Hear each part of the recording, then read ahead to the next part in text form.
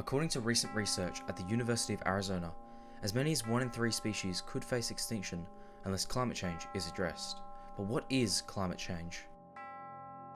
Climate change is the difference in temperature and rainfall on the globe over time. These changes, however, will only lead to a negative future. But how does it affect the globe's people and environment? Let me take you down memory lane.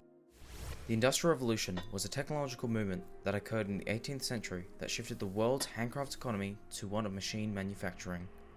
This bolstered the growth and speed of production that man had never seen before. It wasn't known, however, that this same movement would eventually lead to future implications. Science predicts that by 2030, the Amazon rainforest will have been cut down to the point where it can no longer produce enough moisture to survive. The Arctic also becomes ice-free in the summer.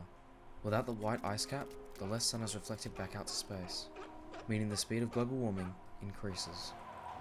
By 2050, the ocean reefs around the world will die due to the excessive amount of waste in our waters. Marine life begins to falter, and the fish population crashes. By 2080, global food production enters a crisis as our soils become exhausted from overuse.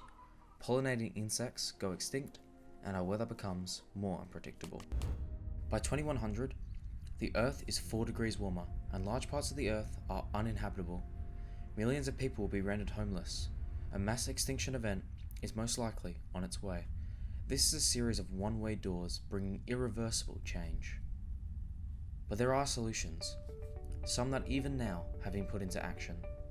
With the Paris Agreement having the 5 sovereign states and almost the entire globe signed onto a legally binding agreement, a set climate pledge has been placed on all countries involved, which across the globe we are now on track to meet these pledges.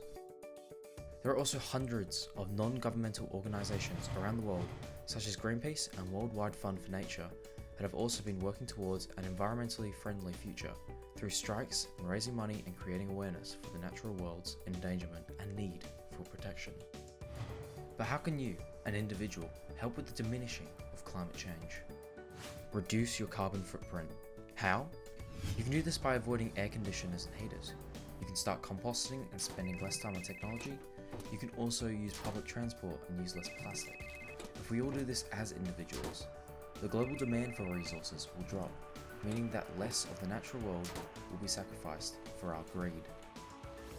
You can also change to renewable energy sources, such as solar panels, wind, hydro, tidal, geothermal, and biomass energies, as they don't rely on anything other than the world's natural produce.